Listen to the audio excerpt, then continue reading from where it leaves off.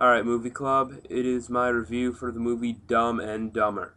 And I'm going to say that I really enjoyed this, I really liked this movie when I was a kid, and I was really hesitant about watching it.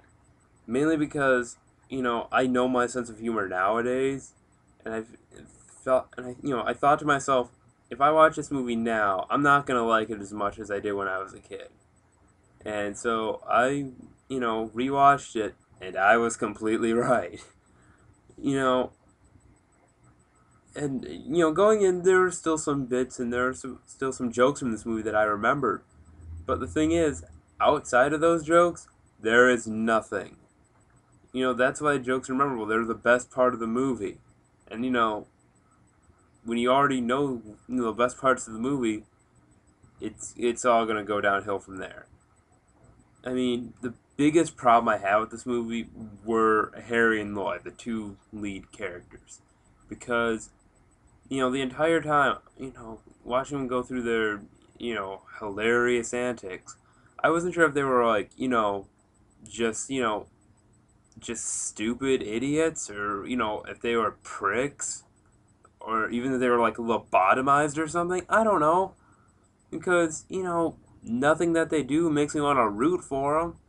I don't know if they're just doing this because they don't know any better, or if they're just assholes. And it just, the only person I could think of off the top of my head that I wanted to see do well in this movie was Molly. The one with the kidnapped son. I want to see her do well. The villains do their part. You're not supposed to like them, but I'm pretty sure you're supposed to like the lead characters, and that doesn't happen in this movie. You know, fuck. And, going off of that, I could go into the story and how, blah blah blah. It's so unrealistic. Who really cares? You know, Obviously storylines are important for action movies, adventure movies, dramas. Not really for comedies though. Like it's just used. It helps to drive the story along, but the main focus of comedy movies is to make you laugh, is to entertain you. You know, to make you finish the movie and have a sense of enjoyment about just watching it. This movie did not do that. And I think, like I said, I think I figured that out going into it because the weirdest thing. I'm a fan of Jim Carrey when he's doing more serious acting, but I'm not really a fan of his comedy work. Like, there's this movie. I never was a fan of the Ace Ventura movies. The Mask was alright. But, outside of that, my favorite movie, they say some of my favorite movies have Jim Carrey. The Truman Show, Eternal Sunshine of the Spotless Mind. But I just cannot stand him when he does comedy.